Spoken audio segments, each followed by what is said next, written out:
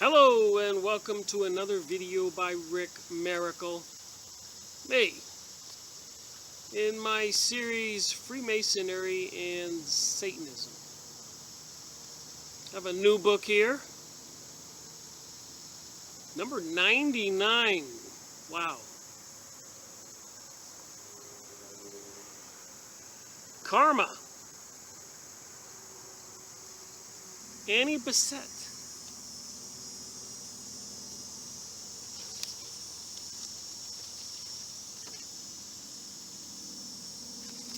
The dust cover's a little worn.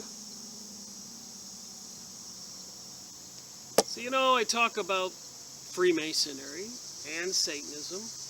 The name of this series, this is number 99 video series. Some of the book reviews, like the Blue Lodge Handbook. I think I did 12 two-hour videos. Morals and Dogma, half a dozen two-hour videos. Secret Doctrine, Helena Blavatsky, 4 or 5 two-hour videos. I have a big chart. I'm going to show the chart and put it on my website so you can go through it and watch the ones you want by knowing the title and the name.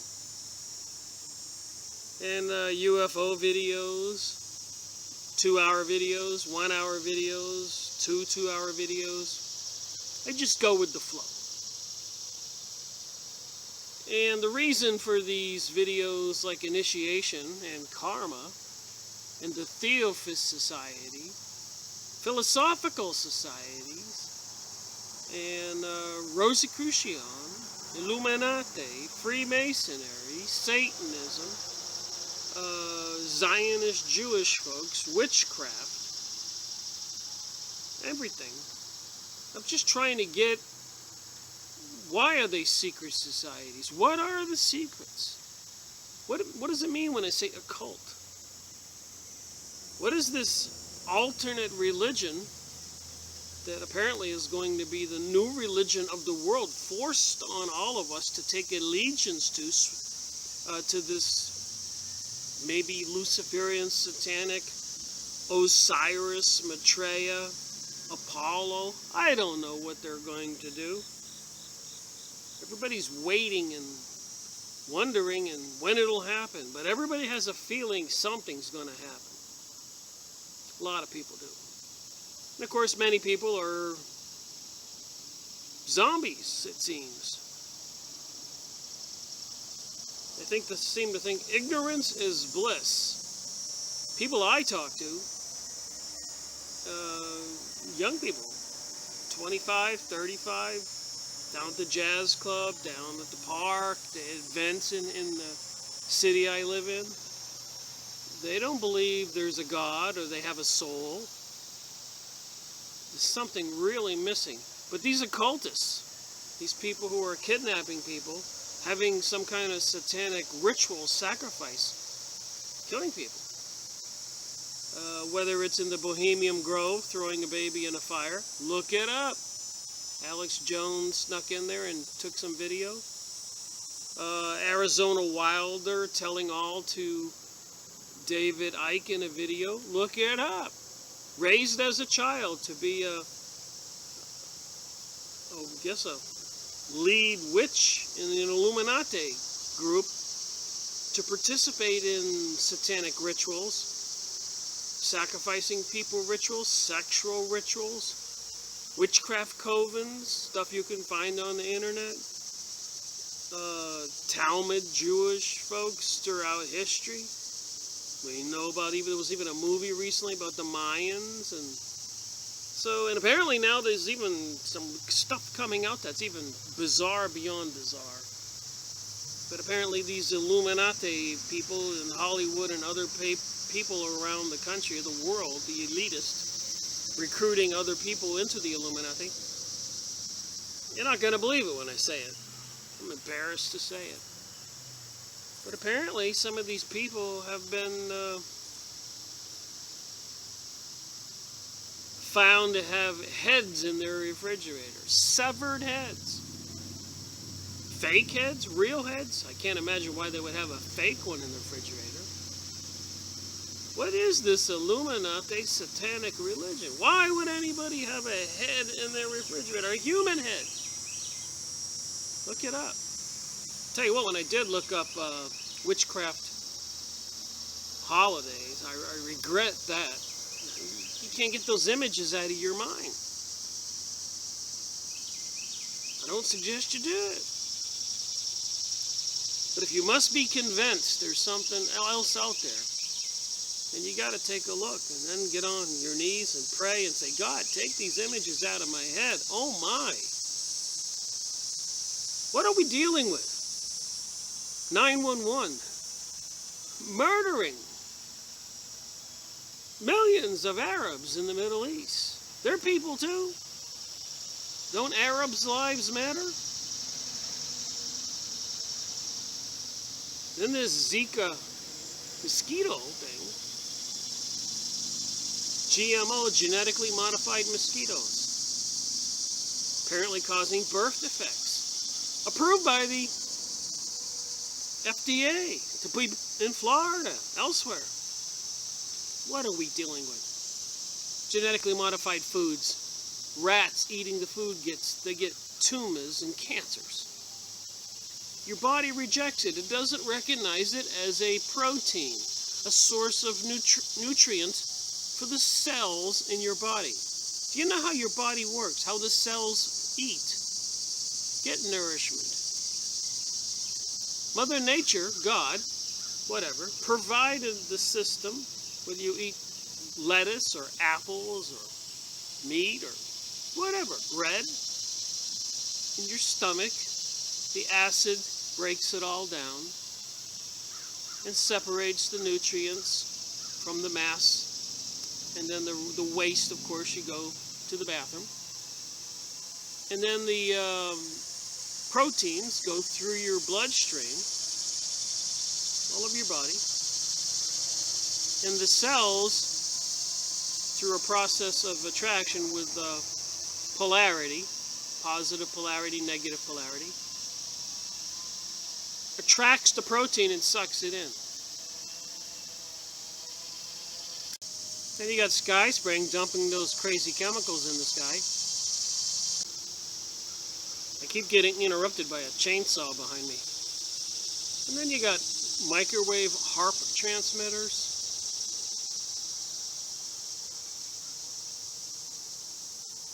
TVs, movies with all the symbols and other material, propaganda, mesmerizing, deceiving all of us. You can't believe the news. So anyways, what's all that got to do with karma? What is karma? Who is Annie Besant? I'll just read this little cover thing.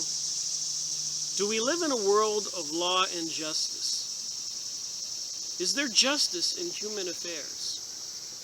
We see so much of inequity in human existence. In this small book, the author explains in simple language the concept of nature's law of balance, known in the East as karma. Where's the East? The Orient. India, China, Japan, Vietnam, etc. Dr. Annie Besant, second world president of the Theosophical Society, was a deep student and a popular exponent of Theosophy.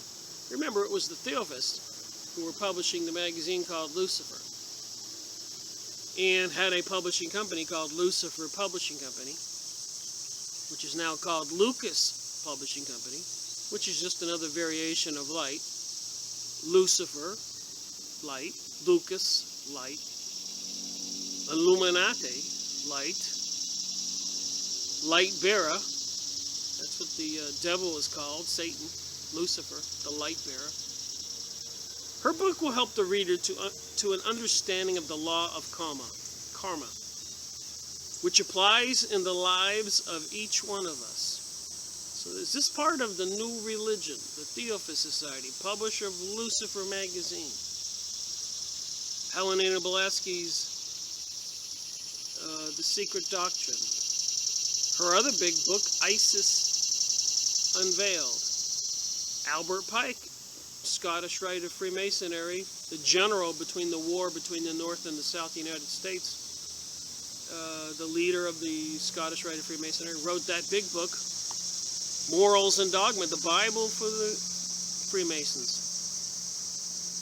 Seems to be the same religion, which is basically the Egyptian pyramids and Sphinx and all the hieroglyphics in Egyptian religion and other areas. All right, continuing. This book is one of a series of theosophitical manuals. Other titles in the series are The 7 Principles of Man, Reincarnation, Death and After, and Man and His Bodies by Annie Besant, The Astral Plane, and the Diva Chanic Plane by C.W. Ledbetter. So I've got more books to obtain and read. Although these books were first printed many years ago, their essential message is timeless. They are offered not as dogma, but as a contribution to man's search for truth.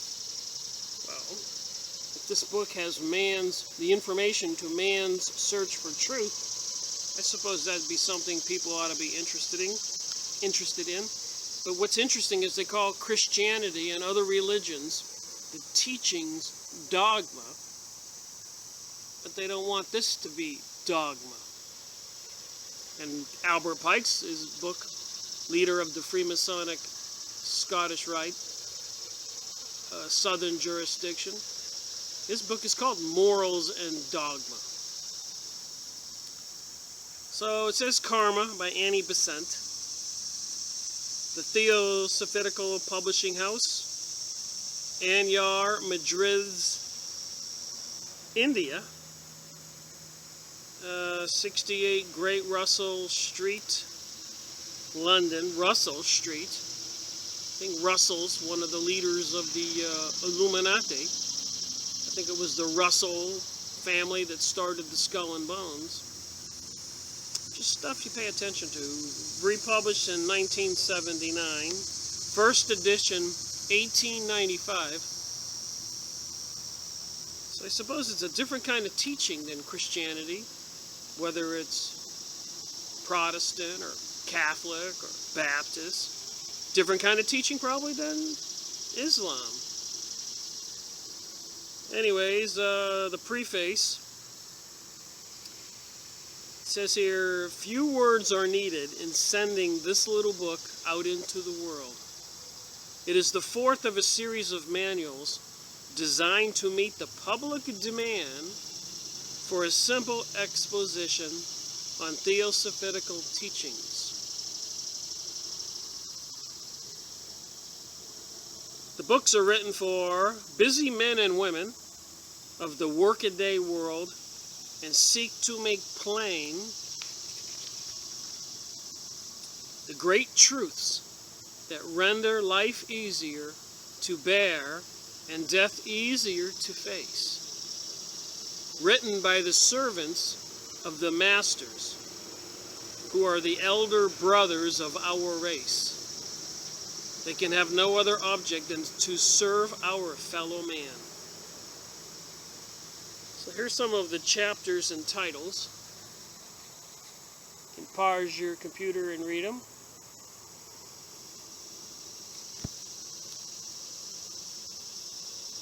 Building the Future, Molding Karma, Activity of Thought Forms, The Generation of Thought Forms, The Planes of Nature, The Invariability of Law. So let me start reading and see what you think.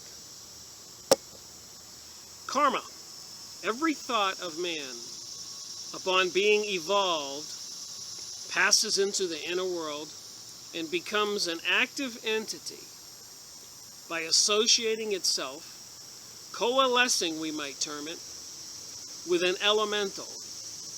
That is to say, with one of the semi-intelligent forces of the kingdoms. So every time you have a thought, it passes into the inner world and associates itself with some kind of entity, some kind of being called an elemental, spiritual being, which is a semi-intelligent force of the kingdoms. So apparently there are more than this earthly plane. There are kingdoms out there in the astral plane, the spiritual world, other dimensions. So every time you think something, every thought, keep that in the back of your mind, you're thinking. It survives as an active intelligence, a creature of the mind's begetting, for a longer or shorter period, proportionate with the original intensity of the cerebral brain action which generated the thought. So I guess when you hit a key on your computer keyboard, on the screen you see a letter. So when you think something in the spiritual records, Akashic records, appears that thought. It's like hitting a key on your keyboard, on your laptop computer, on your iPad. Up on the screen comes something.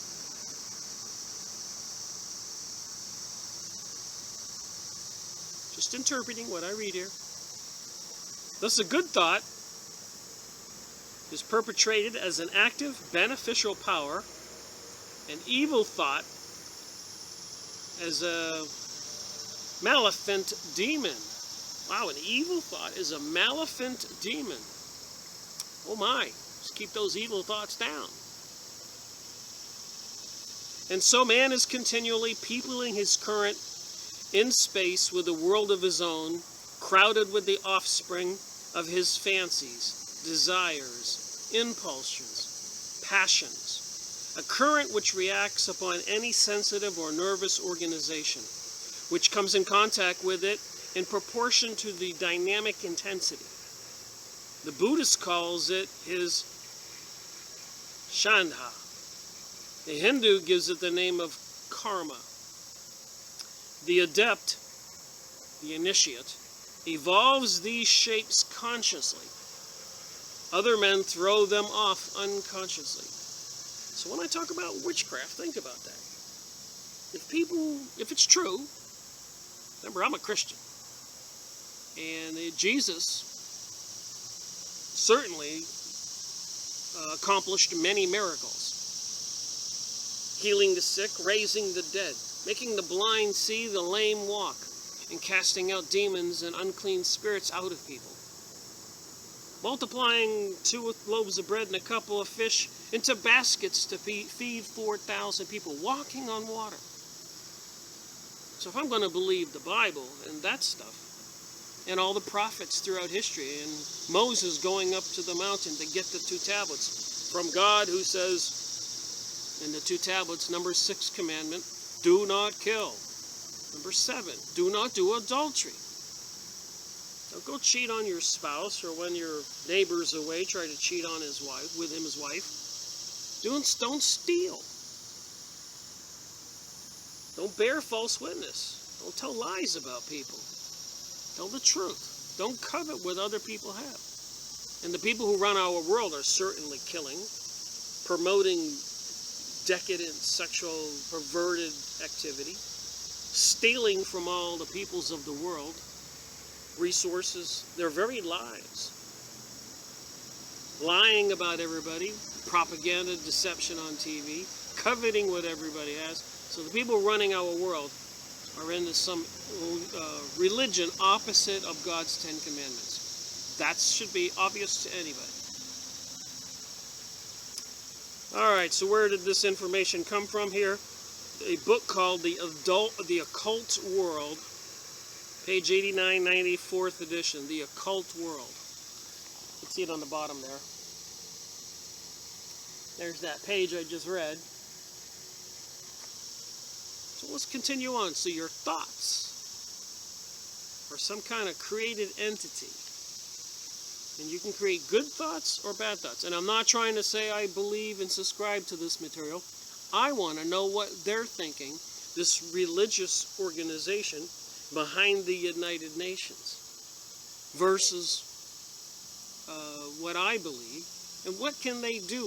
Why is it they have secret societies and swear under threat of death having their throat cut not to divulge the secrets? Why? Why do most people these days don't believe there's a God or they have a spirit, when all this material here seems to say that this other world does exist? All right, moving on. Page 2. No more graphic picture of the essential nature of karma has ever been given than in these words, taken from one of the early letters of Master K.H. I think that's Kahuni, one of the masters, interdimensional beings, communicated with the Helena Blavatsky. All right. They will therefore be taken as indicating the best line of study, and we shall begin by considering the creative powers of man. All we need to, as preface, is a clear conception of the invariability of law and of the great planes of nature.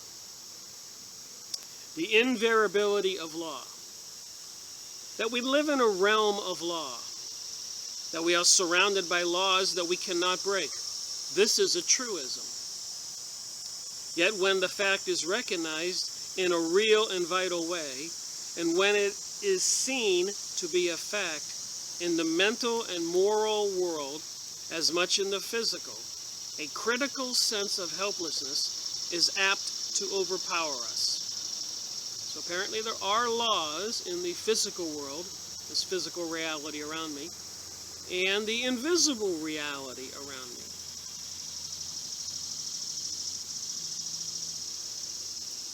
As though we felt ourselves in the grip of some mighty power that, seizing us, whirls us away whither it will. So are some of the things that happen to us in our lives as a result of cause and effect?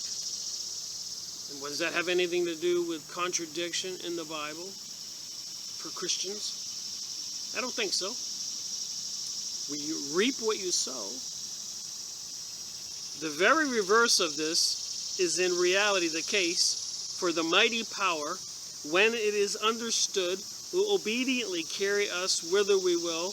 All forces in nature can be used in proportion as they are understood. Now there's the catch-all for me, the important point. These secret societies know about these natural laws. Let's call it a hidden physics, a science they don't share with the rest of us. How about calling it witchcraft? What can they do? Where do aliens, UFOs, really come from? What about how Arizona Wilder and her video with David Icke, I-C-K-E, look it up, Arizona Wilder, David Icke, confessing all raised from a child in the Illuminati to participate in the satanic rituals. And one of the rituals, they sacrifice a human being, viciously attack the body, drink the blood, eat the flesh, and apparently some of these creatures turn into reptilian creatures with a snout and all, and the leader is called a Pindar. Now you say, Rick, that's way out there. Well, let me read some of this stuff and see how way out there it is with karma.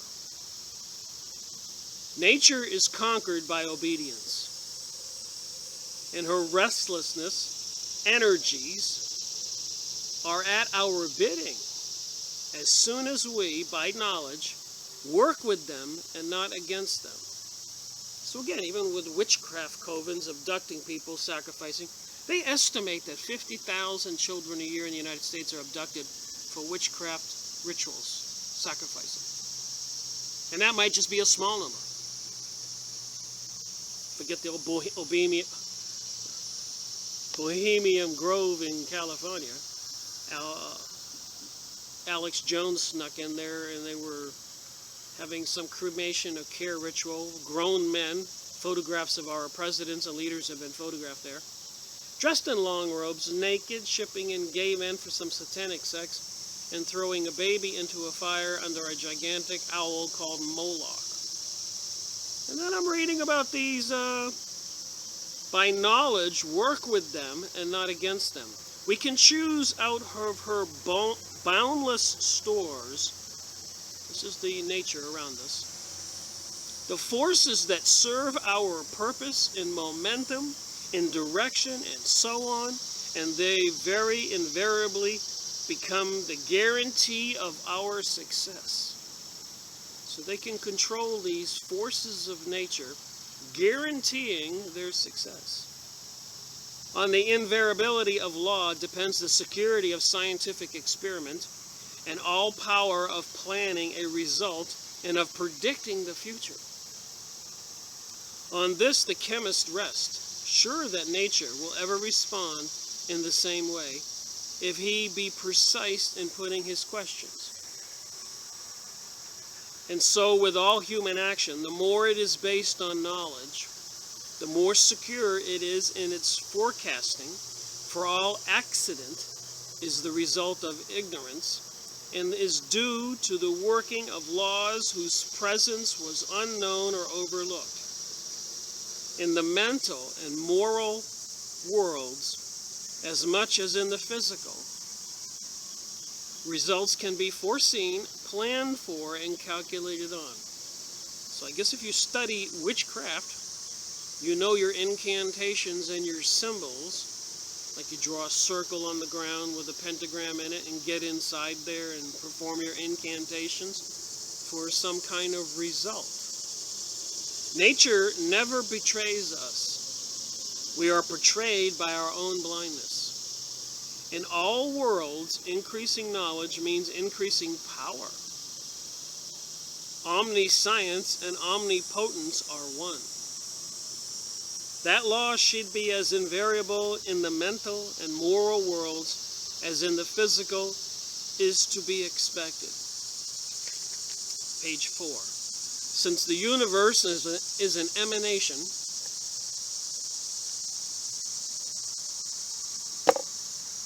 of the one, and what we call law is but the expression of divine nature. As there is one life emanating all, so there is one law sustaining all. The worlds rest on this rock of the divine nature as on a secure, immutable foundation. The planes of nature. To study the workings of karma on the lines suggested by the Master, we must gain a clear conception of the three lower planes, or regions, of the universe, and the principles related to them.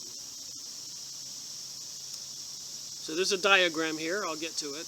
In this, a diagram may help us, showing the planes with the principles related to them, and the vehicles in which a conscious entity may visit them.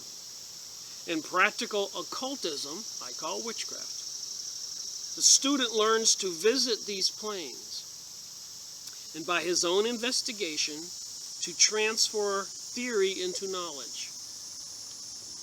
The lower vehicle, the gross body, serves the consciousness for its work on the physical plane. So I suppose this would be the gross body and the lowest plane. So this is my vehicle, my body.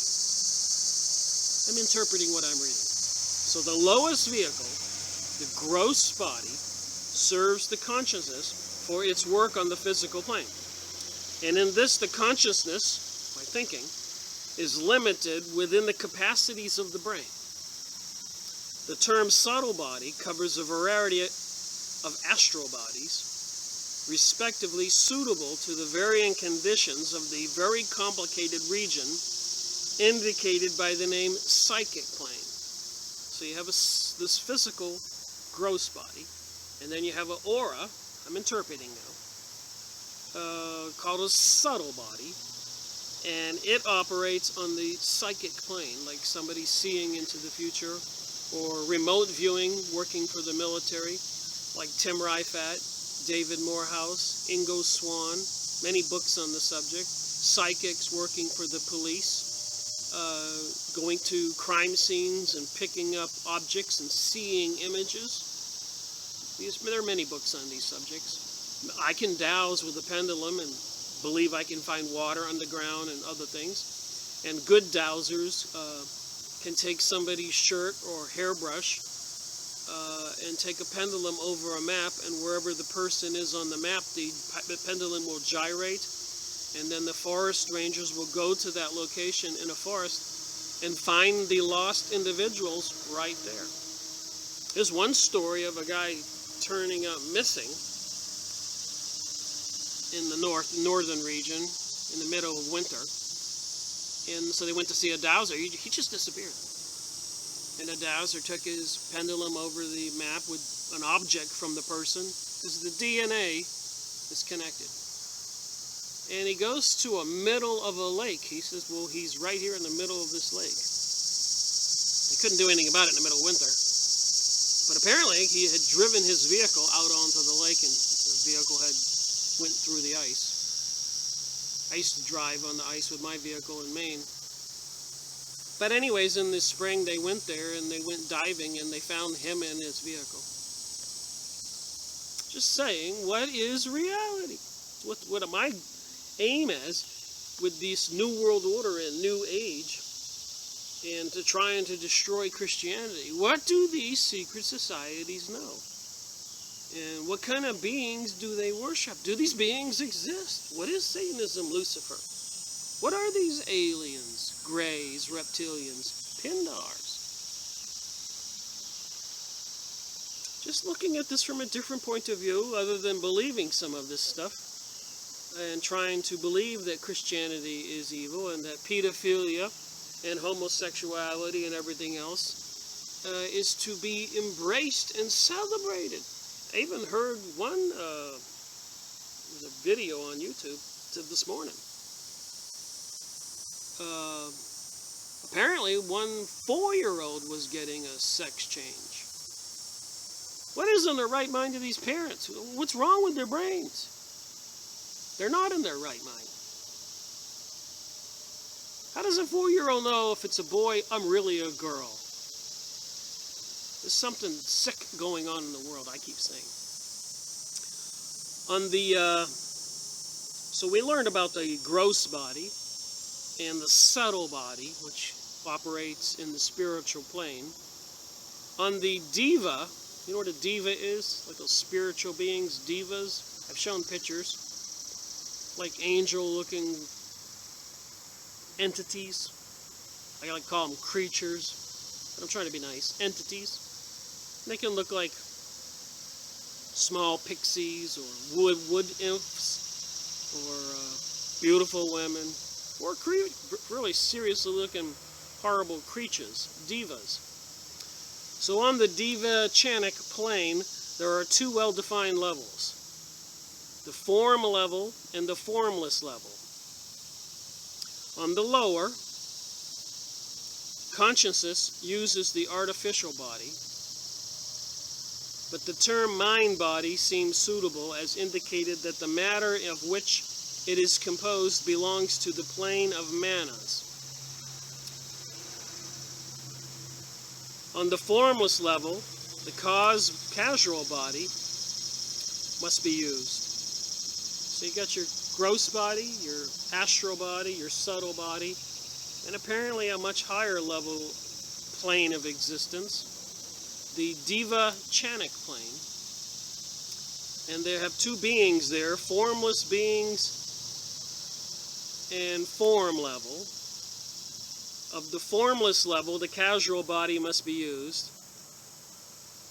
The formless. Of the Buddhic plane, it is needless to speak. I don't know why that is. Now, the matter of these planes is not the same, and speaking generally, the matter of each plane is denser than the one above it. This is according to the analogy of nature, for evolution in its downward course is from rare to dense and from subtle to gross. So I suppose before you were born, you're in one level of spiritual creation, and you move down into your soul, which moves into your body when you're born as an infant. Just theorizing. This is according to the analogy of nature. For evolution in its downward course is from rare to dense, from subtle to gross.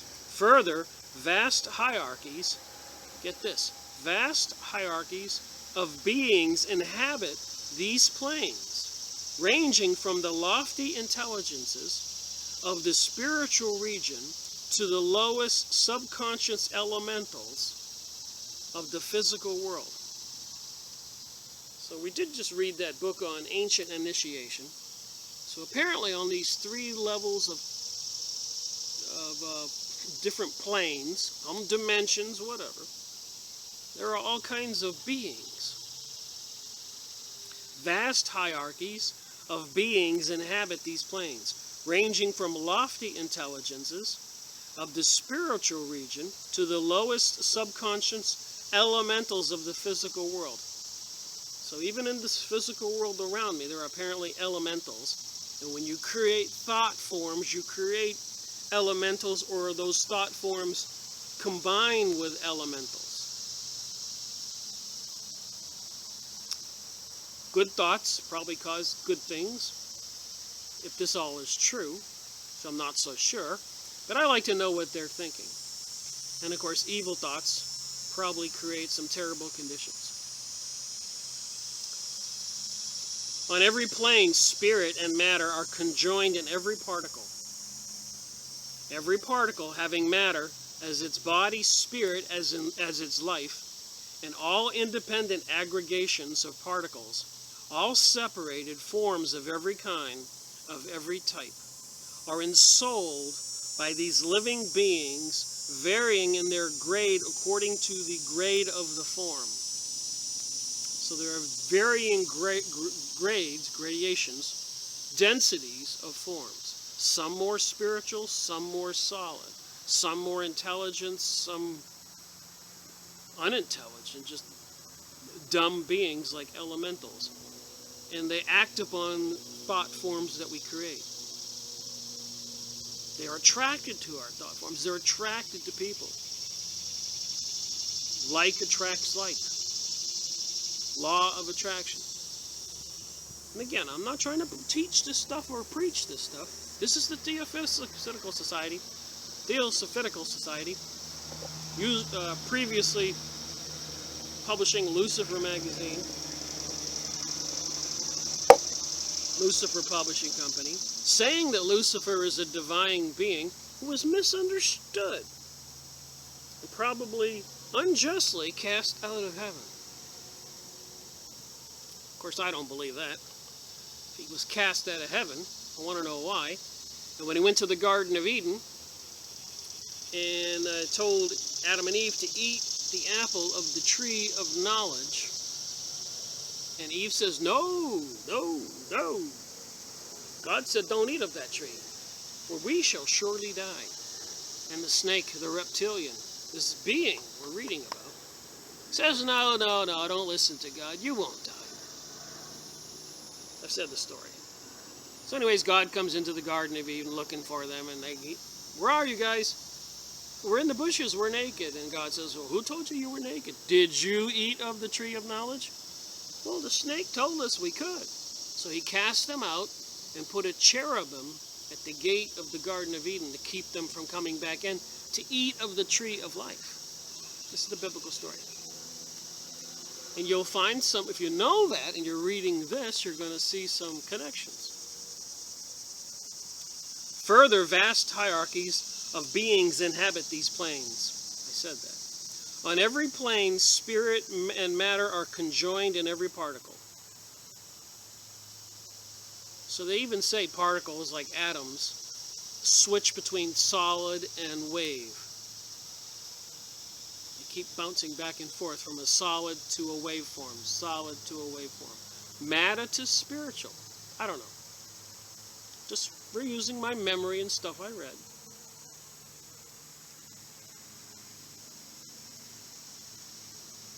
And all independent aggregations of particles are separated forms of every kind, of every type, and are ensouled by these living beings, varying in their grades according to the grade of the form. No form exists which is not thus ensouled. So nothing exists that doesn't have a soul.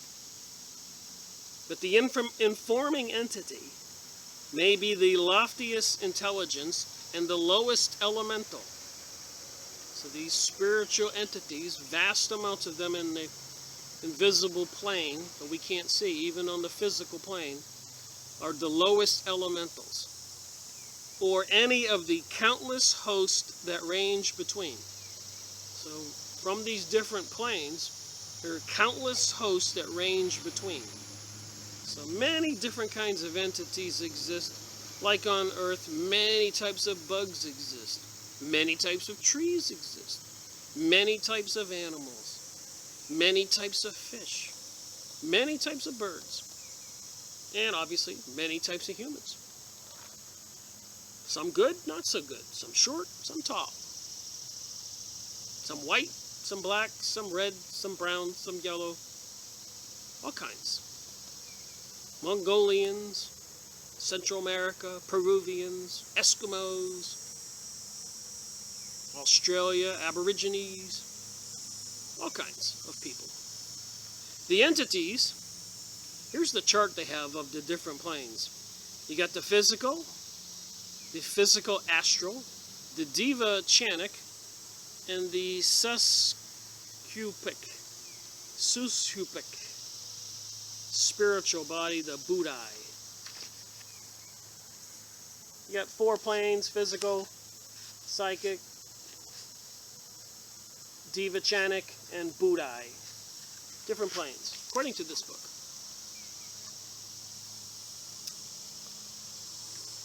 Atma, A-T-M-A. And if you look this stuff on your computer, you can probably find a webpage with this material, if you are so inclined.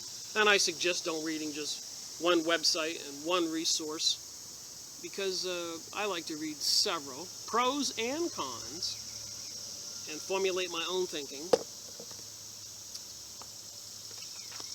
I believe that Jesus was sent to earth and to teach.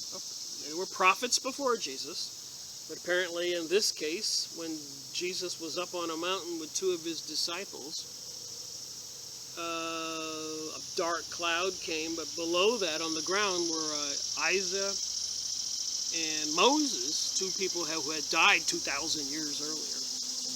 And the 2 disciples said, "Whoa, you want us to step out of the way here while you talk to them?" And Jesus said, "No." But anyways, a dark cloud came over, and a voice from the cloud said, "This is my son of whom I am well proud. Listen to him." This is in the Bible. So the spiritual voice came out of this cloud in the sky.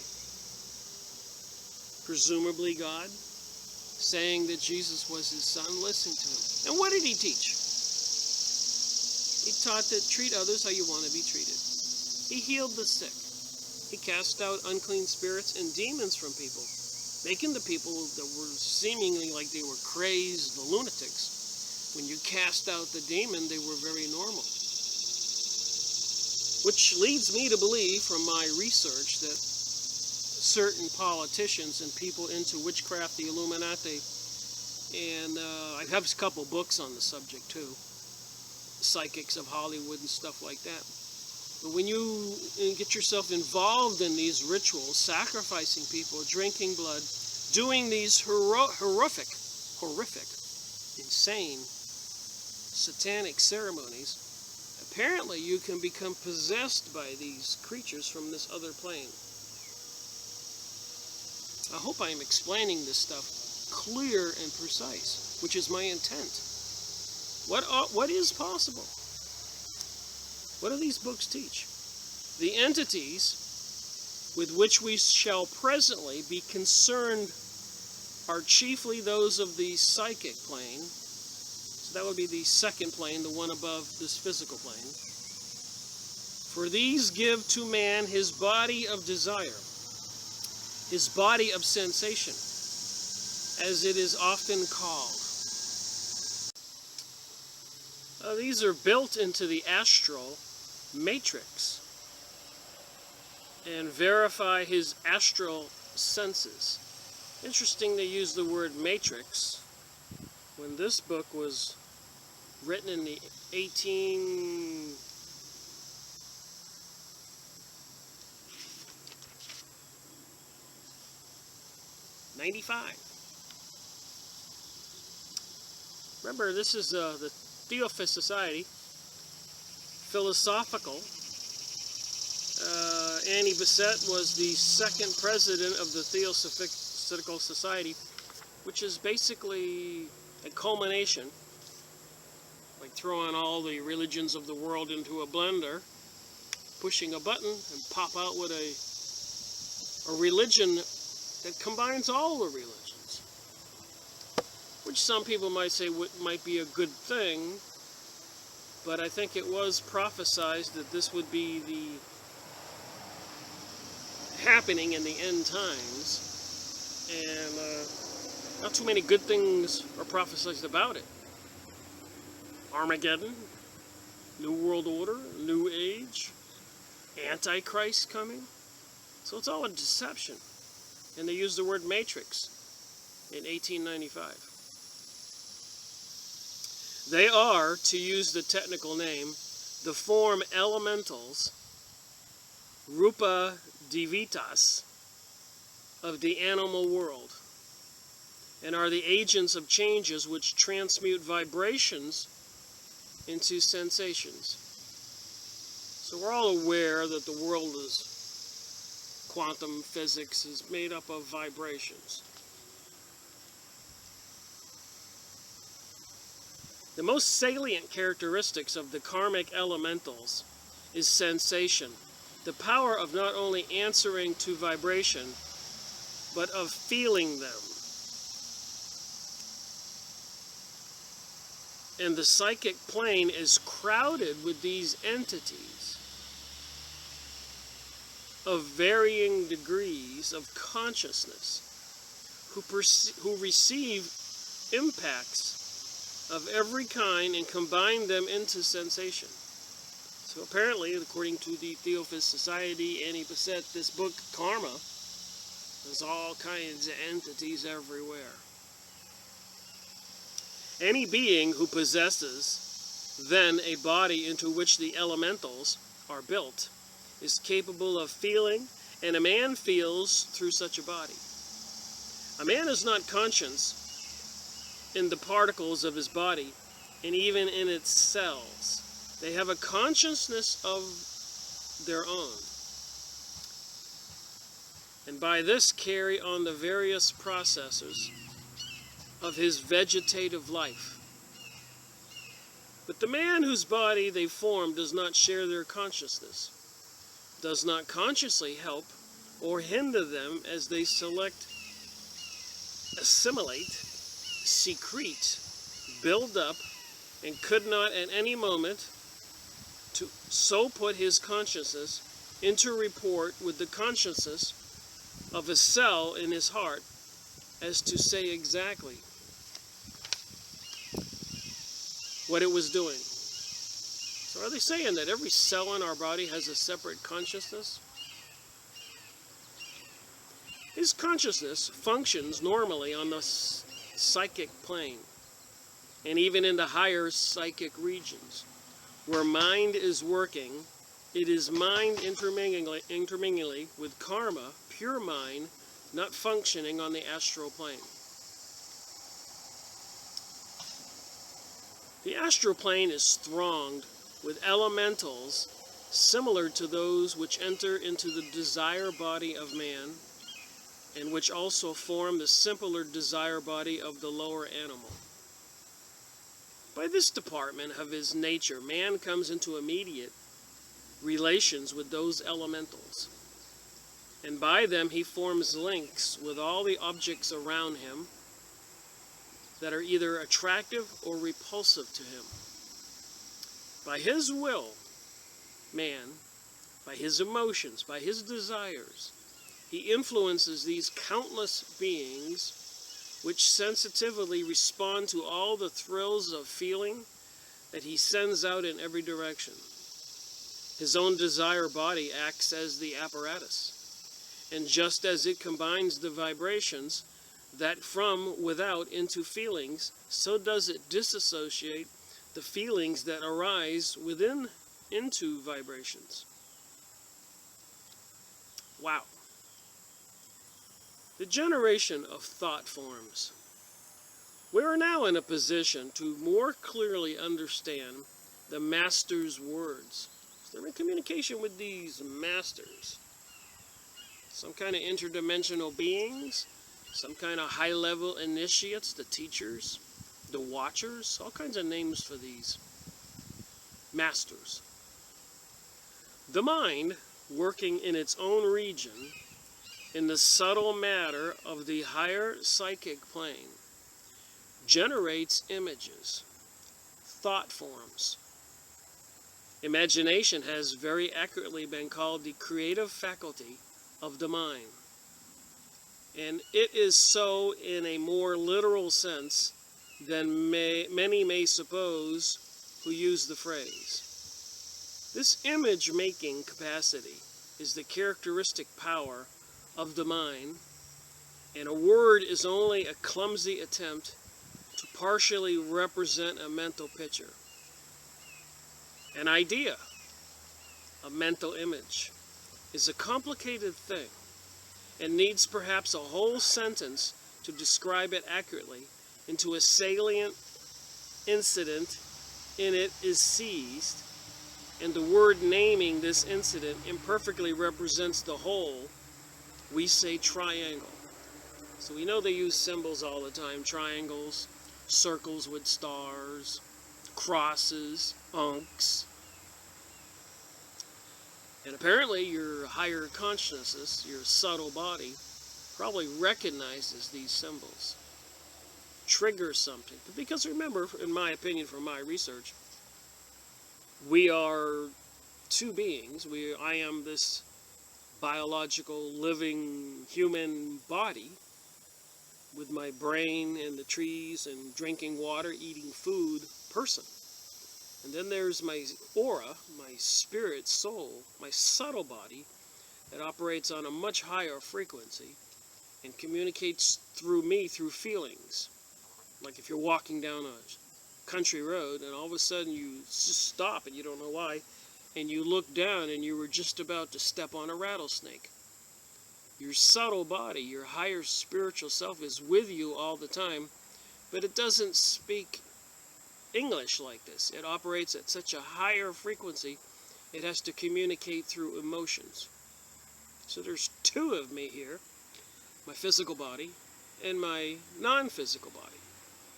And apparently in the ether around me and everybody else are just numerous, too many to count, different kinds of entities. Some more or less dense, some not dense at all, just totally spirit form. So if we can think about all this and consider the stories and books on aliens and stuff like that, it starts to make sense. And to me, anyways. So the triangle. And the words call up in the hearer's mind a picture which would need a long description if fully conveyed in words. We do our best thinking in symbols, as it says here, and then laboriously and imperfectly summarize our symbols into words. In regions where mind speaks, to mind there is perfect expression, far beyond anything words may convey. Even in thought transferred of a limited kind, it is not words that are sent, but ideas.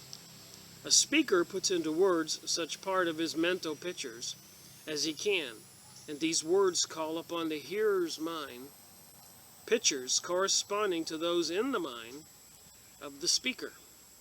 The mind deals with the pictures of images, the images not with words, and half the controversies and misunderstandings that arise come about because people attach different images to the same words or use different words to represent the same images.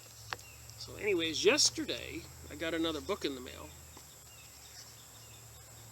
Another Annie Besant book. A leader of the Theosophist Society, second president, someone who's into the occult, New Age, New World Order philosophy, theology, a one-world religion. Thought forms. Look at this picture. So when I'm thinking a thought, a loving thought, is there a shape? And if I'm thinking a very angry thought, is there a different shape? I turned it upside down.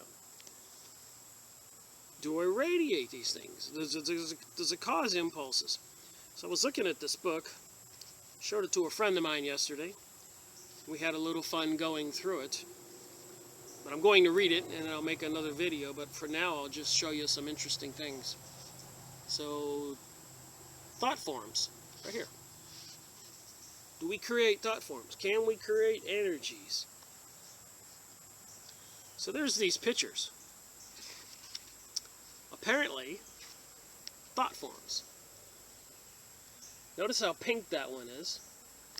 And this one's a little coarser with the kind of grainy matter in the middle.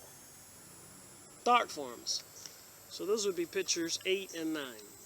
So in this book, I'm just going to give you an example. Vague, pure affection. So this nice, pretty pink one is vague, pure affection. Number 8. Number 9, vague, selfish affection. It says it right here. 8 and 9. 9. So vague, selfish affection. So like a psychic or somebody into astrology or numerology, different kinds of, or using a pendulum. Apparently people who can see astral bodies and also can see shapes around people's bodies or above their head or whatever. I have to read this. So one is a more loving thought form and one is a more selfish thought form. I know. This is number 12. Top one. So I used the pendulum to just ask which one of these was my thought form. And it said number 12 was. So what does number 12 say? This is a thought of love and peace, protection and benediction, sent forth by one who has the power and has earned the right to bless.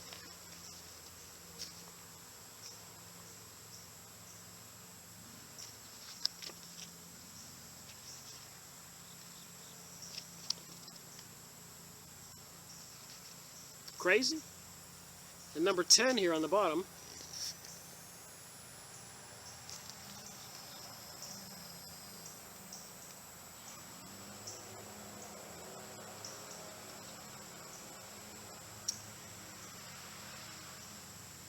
Here we have number 10. Shows us that here we have to deal with something of an entirely different nature. Something effective and capable. Something that will achieve a result.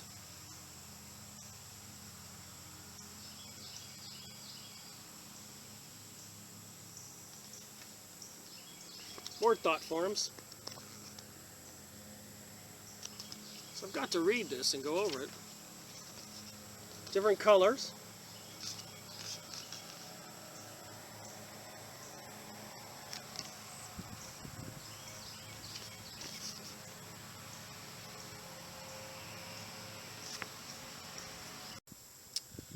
So what are thought forms? Back to the book. Karma. I guess karma isn't what I thought. A thought form, then, is a mental image created or molded by the mind out of the subtle matter of the higher psychic plane. So there's the physical body and the subtle body. And the subtle body makes thought forms. The psychic body, the psychic plane, in which, as said above, it works. This form, composed of the rapidly vibrating atoms of the matter of that region, sets up vibrations all around it.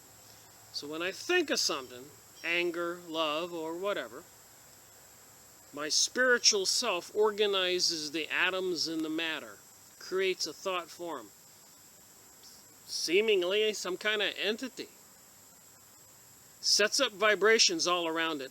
These vibrations give rise to sensations of sound and color in any entities adapted to translate them thus. And as the thought form passes outward or sinks downward, whichever expression may be preferred to express the transition, into the denser matter of the lower psychic regions, these vibrations thrill out as a singing color in every direction and call to the thought form whence they proceed the elementals belonging to that color. So these elementals, some kind of living entities in the spiritual realm, are attracted to your thought forms, and certain thought forms attract certain elementals. All elementals, like all things else in the universe, belong to one or another of 7 primary rays, the 7 primary sons of light. And again, I'm not trying to teach this stuff or say this is the true stuff. I'm saying this is the teaching of the philosophical Theosophists, New Age, Lucifer, magazine, all the cults, Secret Mystery School of Babylon. A lot of this stuff seems very similar. So it might be wise for us to figure out what the word occult means, witchcraft means, what can they do, and what is their motive, benevolent activities or malevolent. Do they like mankind or do they hate mankind? Do they want to help us grow or do they want to destroy us?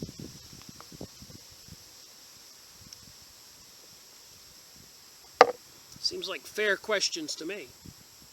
The white light breaks forth from the third logos, the manifested divine mind, in the 7 rays, the 7 spirits that are before the throne.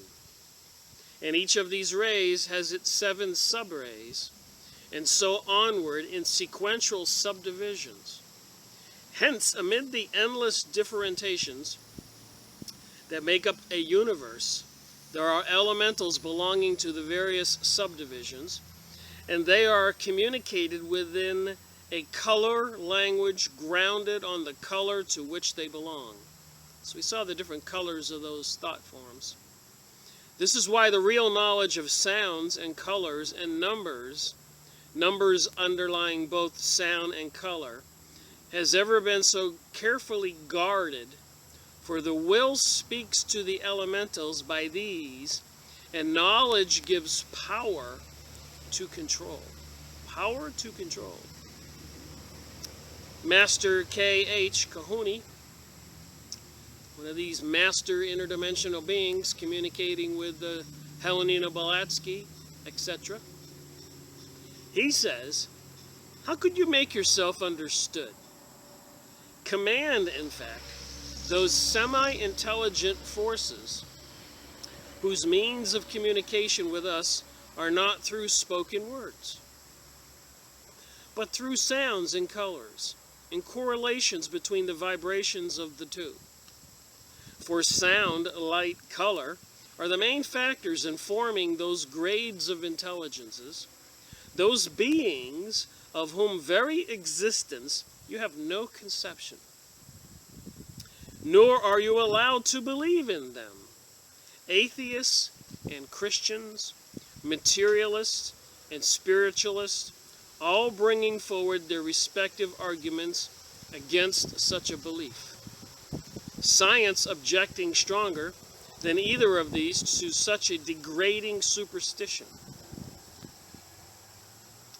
But we see all the symbols, TV programming, Illuminati, Hollywood, 911, triangles, all-seeing eye, pyramids, satanic rituals, sacrifices, throwing babies into fire, drinking blood. It's all out there. A little bit hard to fathom. It's kind of unbelievable, actually. But all one has to do is pay attention. See the murder and mayhem going on in the Middle East.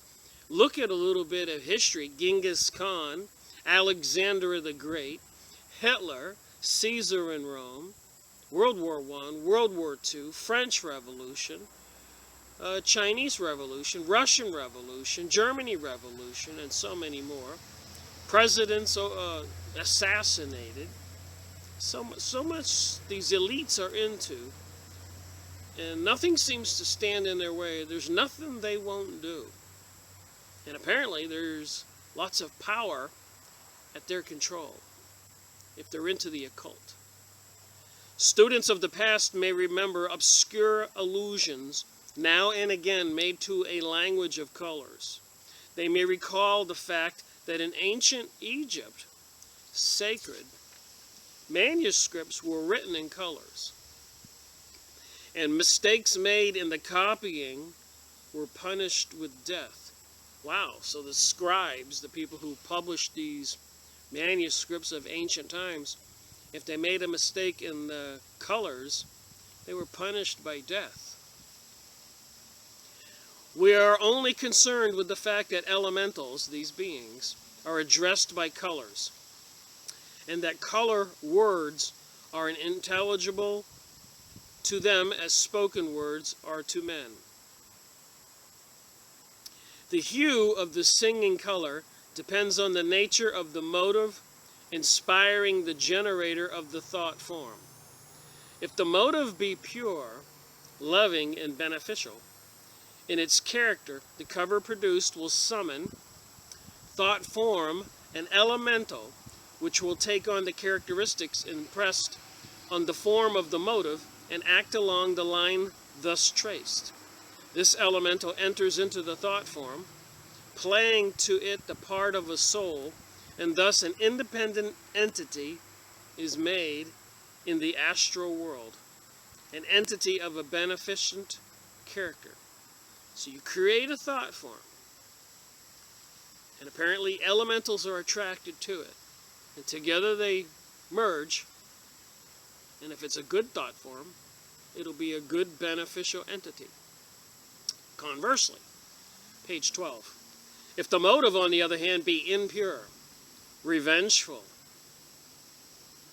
maleficent in its character, the color produced will summon to the thought form an elemental being which will equally take on the characteristics impressed on the form by the motive and act along the line thus traced. In this case also the elemental enters into the thought form, playing to it the part of a soul, and thus making an independent entity in the astral world, an entity of maleficence character. Wow. So again, we got people with the secret mystery schools swearing under threat of death, having their throat cuts, studying and meditating and yoga, and not to divulge this stuff to us, and to serve some purpose. They think, from my knowledge, like the Talmudic Jews, Zionist Jews, etc., that they think we're goy non-Jews, and goyim, which means cattle, so they can treat us like cattle. And then, of course, the Freemasons think we're profane, and H.G. Wells, who seemed to be part of these elitist groups, said we were animals not to be trusted. And they have this kinds of access to wizardry, witchcraft, science. Man, do we have a chance here? I think with a little illumination of our own, we do. For example, an angry thought will cause a flash of red. A thought form vibrating so as to produce red and then sweep in the direction of the summoner, and one of them enters into the thought form, which gives it an independent activity of destruction, disintegrating type. So you create an angry thought form, a matching elemental will come into it, create an entity. The elemental will be like the soul for the thought form, and gives the person doing it some kind of destructive, disintegrating power. Men are continually talking in this color language quite unconsciously, so we need to control our thoughts. And thus calling round them these swarms of elementals who take up their abodes in the various thought forms provided. Thus it is that a man peoples his current in space with a world of his own, crowded with the offspring of his fancies, desires, impulses, and passions. Every time I get going on reading these last couple days, somebody starts up a lawnmower, somebody starts up a leaf blower, just now somebody started up a skill saw. I can't find any quiet around here. Moving on the book here, page 13. Angels and demons of our own creating throng round us every side, makers of weal and woe, to others bringers of weal and woe to ourselves, verily a karmic host. Clairvoyants can see flashes of color, constantly changing in the aura that surrounds every person. Each thought, each feeling, thus translating itself in the astral world, visible to the astral sight. Persons somewhat more developed than the ordinary clairvoyant can see the thought forms and can see the effects produced by the flashes of color among the hordes of elementals. Page 14. Activity of thought forms. You can see I read it, highlighted some of it.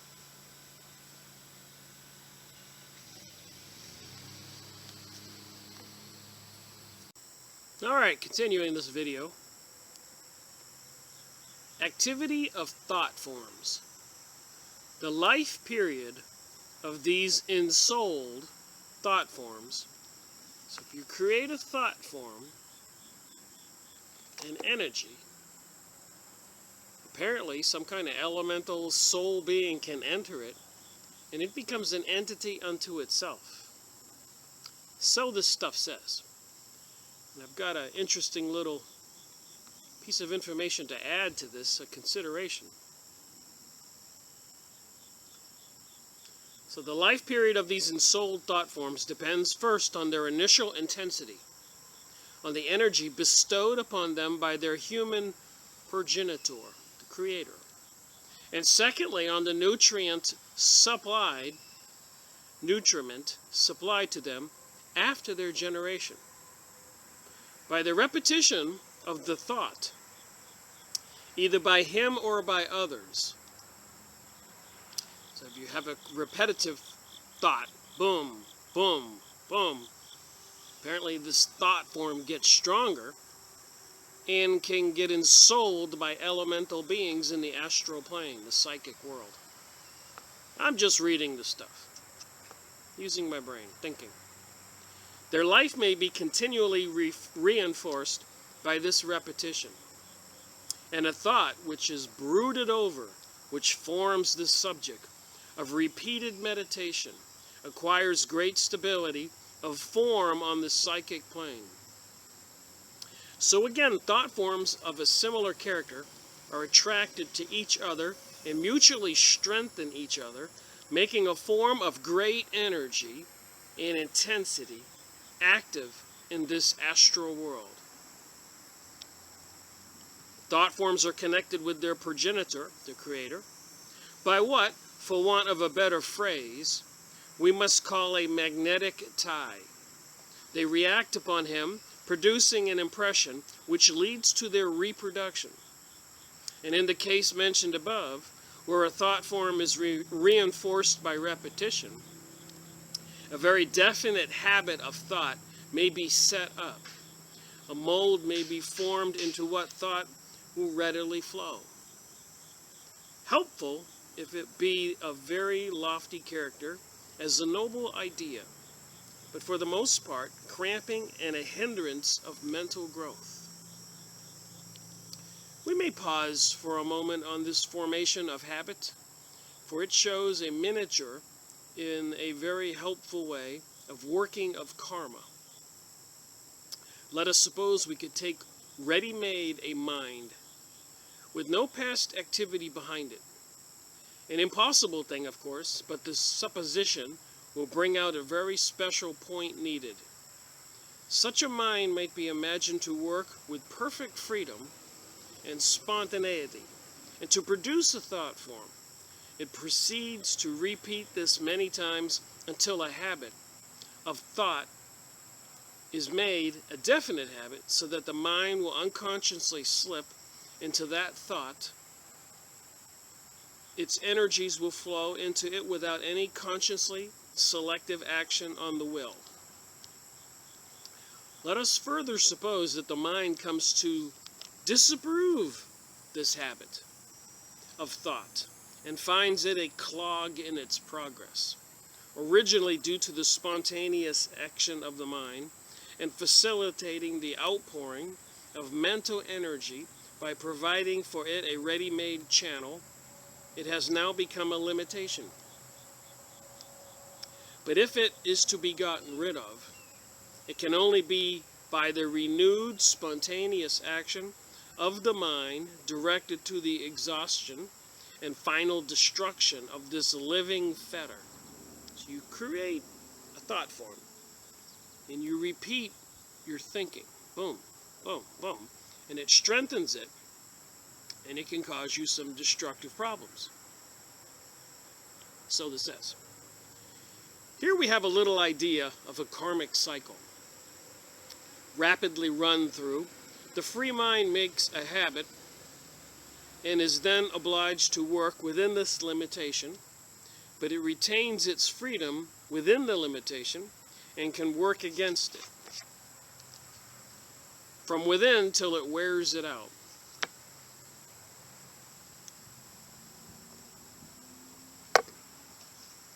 Think about this. Of course, we never find ourselves initially free, for we come into the world encumbered by these fetters of our own past making. So what if we have these thought forms that are put on us? Propaganda in the media, for example, can create fear. And if this stuff is material, this occult material, that could be a concern. But the process as regards each separate fetter runs the above round. The mind forgets it, wears it, and while wearing it can file it through. Thought forms may also be directed by their progenitor towards particular persons, whom may be helped or injured by them according to the nature of the ensouling elemental. It is no mere poetry fancy that good wishes, prayers, and loving thoughts are of value to those to whom they are sent. They form a protective host encircling the beloved and ward off many an evil influence and danger. So I've said before, with Rabbi Marvin Antleman's 2 books, Volume 1, Volume 2, to eliminate the opaque, your belief in God, your motivation to pray, because I suspect these people into the occult know about thought forms. So while checking my email today, I saw some press releases, and I'm reading this material on thought forms. And it occurred to me, all this fear-mongering in the media, if this occult stuff is real, has got to be creating thought forms out there by everybody, and obviously reinforcing them into some detrimental beast. For example, in the news today, Germany tells citizens to stockpile food and water in case of an attack or a catastrophe. The Frankfurter Allgemeine Zeitung newspaper reported on Sunday, August 22nd, 2016.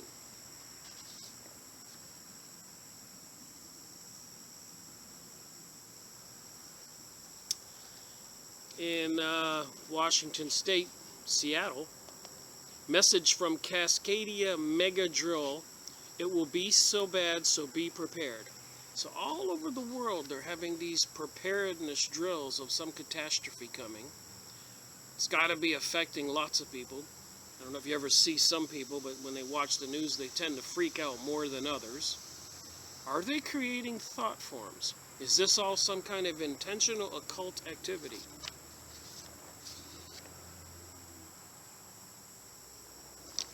They go into quite interesting details here.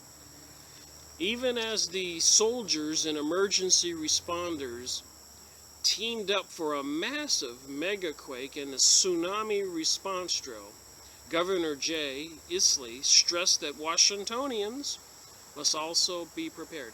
So while they're Germans, they're telling their people to be prepared. And apparently yesterday the Czechs next door to the Germans, the Czechoslovakians, told their people to prepare for an emergency. So think about this occult karma thought form stuff. And then, I'm reading the news, the Zika fighting GMO mosquito, an intentionally created genetically modified mosquito. I have a mosquito trying to attack me now. So on this particular issue, I searched it on Yahoo Search, and I got 2,780 results to create more fear, and I suspect more thought forms. Is this all intentional? Is there this big catastrophe, beast world, New Age, New World Order? Are these people really trying to bring something about through some kind of alchemy, witchcraft, mind control? And then now, apparently, it's a crime to be homeless in many cities. I did a search on this subject. 4 pages, you can see some of the videos.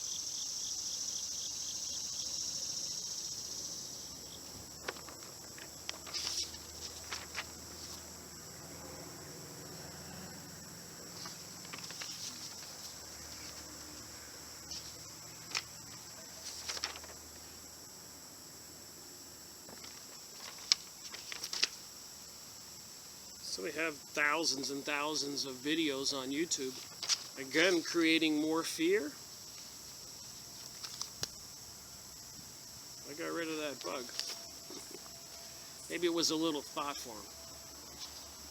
And then Project Cloverleaf, where they're intentionally spraying the sky.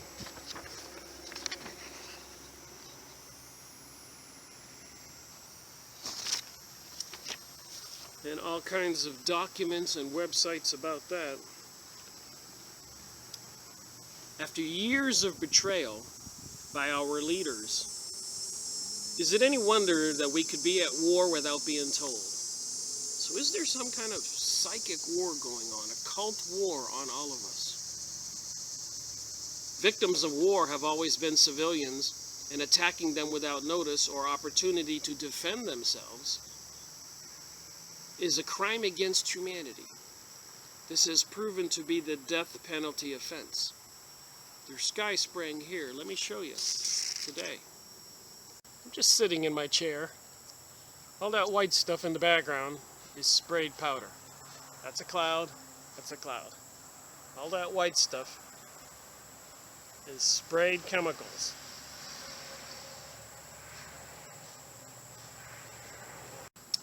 So I didn't even have to get up from my chair. They're dumping these chemicals in the sky, obviously causing great distress on the environment.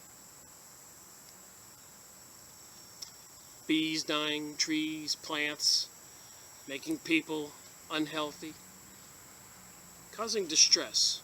More thought forms? Anyways, there's pages of this stuff. And the HARP transmitters.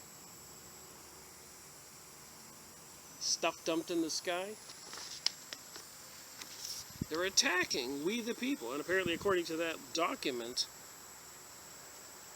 defenseless people, for them to do this is a death penalty offense. And more here.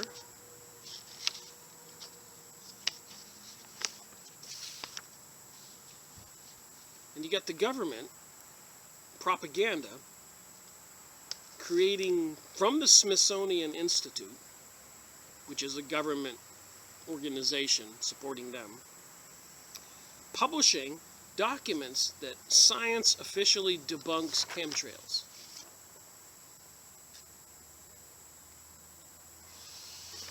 $99,000 results here.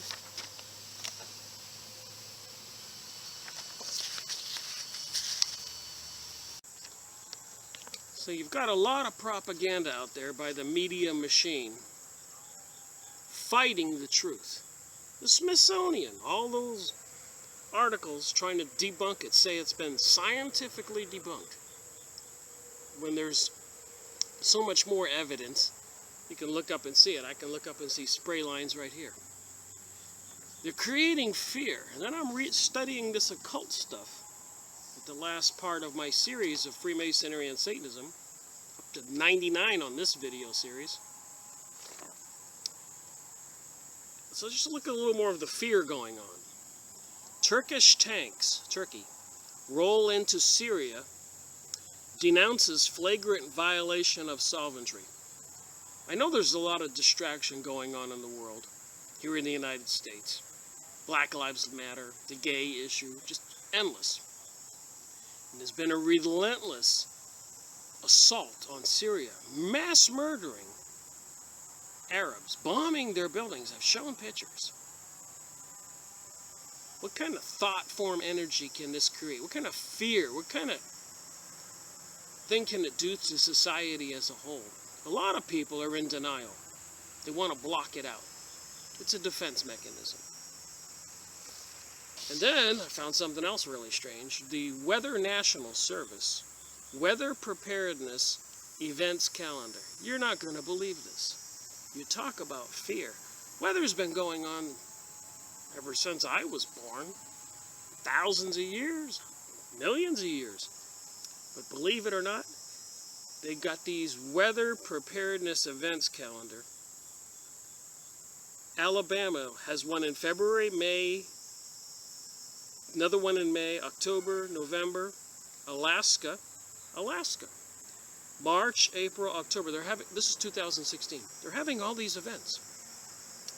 Arkansas, to be announced. Arizona, June. California, March, May, June, October. Colorado, March and April.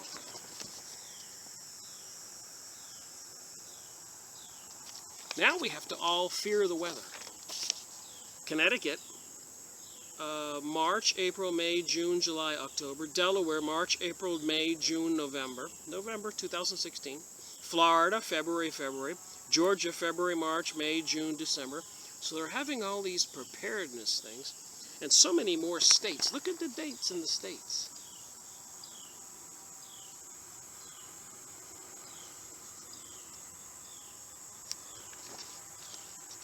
All over the country. Is this unbelievable? Why?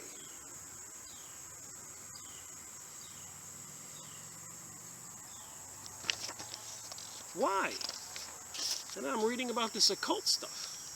New Mexico, March, May, June, August, June, December, February 2017. I kid you not.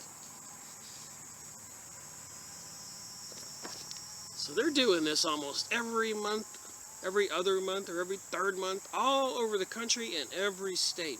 Severe weather awareness, tornado drill, flood safety, hurricane, winter weather. This is New York, I kid you not.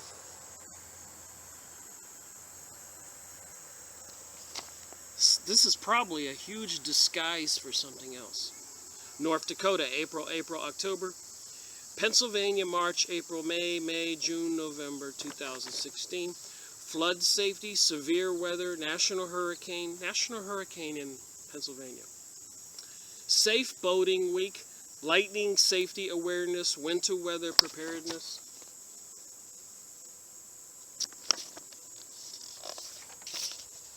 And another page, it's just unbelievable.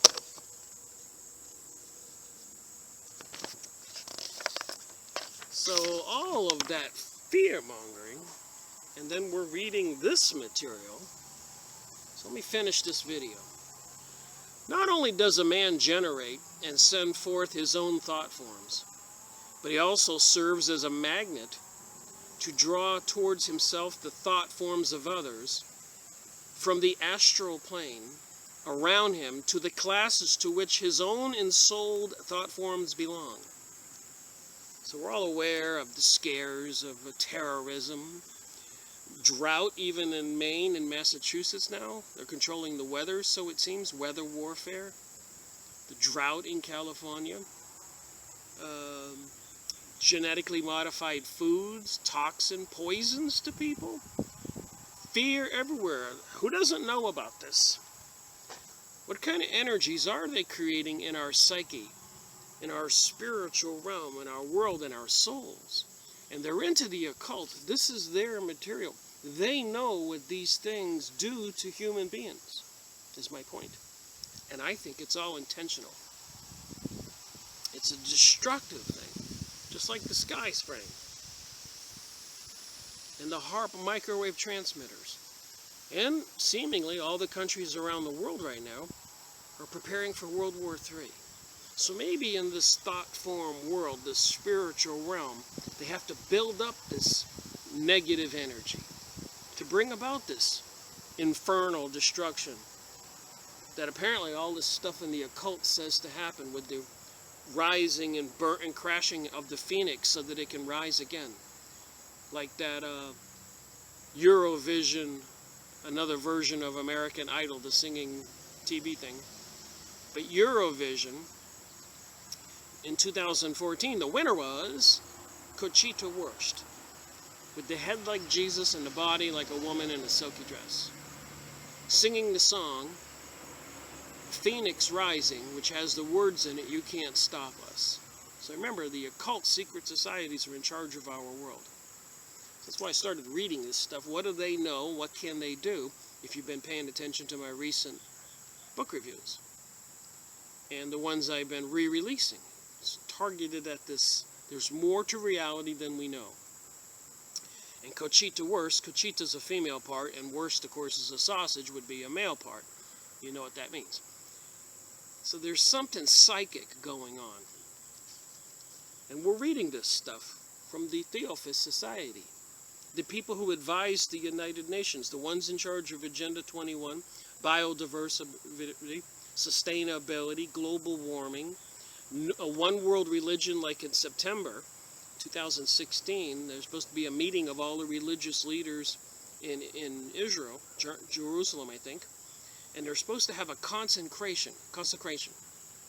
And when you consecrate something, it's like some saint, some man who did something great years ago, they consecrate him to become a saint. So why would they have a 10-day consecration? Are they going to try to deify somebody or bring some being into this reality, a new god? Thought forms, magic, witchcraft, the Kabbalah, New Age. So it says here, not only does a man generate and send forth his own thought forms, but he also serves as a magnet to draw towards himself the thought forms of others from the astral plane around him, of the classes to which his own ensouled thought form belongs. He may thus attract to himself large reinforcements of energy from outside, and it lies within himself whether these forces that he draws into his own being from the external world shall be of a good or of an evil kind. So all this fear-mongering and preparedness obviously is not a good thought form. If a man's thoughts are pure and noble, He will attract around him hosts of beneficial entities, and may sometimes wonder whence comes to him the power for achievement that seems, and truly seems, to be so much beyond his own. And it's just like these books coming to me and these different topics, it seems like there's something bigger afoot here at work in my life. Seek and ye shall find. Not that I'm beating my own drum, I'm just saying, even my girlfriend, friend of mine, she said, Rick, it seems like something's going on in your life. Where do you get this stuff? My answer is, I don't know. Similarly, a man of foul and base thoughts attracts to himself hosts of malevolent entities, and by this added energy, for evil commits crimes that astonish him in retrospect. So the government buying guillotines, hollow point bullets, building FEMA camps, says here, some devil must have tempted them. He will cry, truly these demonic forces called to him by his own evil and strength to it from without. The elementals ensouling thought forms, whether these be good or bad, link themselves to the elementals of a man's desire body and to those ensouling his own thought form, and thus work in him through coming from without. So with this new age and Zionism ruling the world from Jerusalem and Tel Aviv, and these Illuminati, Freemasons, Rosicrucian, witchcraft, Kabbalah, Bohemian Grove, Bilderberger groups, Club of Rome, Knights of Malta, Knights of Columbus, and on, all them working and scheming, skull and bones, behind the scenes, destroying all the Arabs, 9/11, World War I, World War II, and seemingly coming in like a freight train, World War III, or some huge event. And then we learn about this stuff in the occult. But for this they may find entities of their own kind which link themselves, else they can exercise no power. And further, elementals in the opposite kind of thought form will repel them, and the good man will drive back by his own very atmosphere, his aura, all that is foul and cruel. It surrounds him as a protective wall and keeps evil away from him. So again, Rabbi Marvin Antelman wrote those two books to eliminate the opaque, your belief in God and your prayer, which would attract apparently good thought forms and good beings from the other dimension.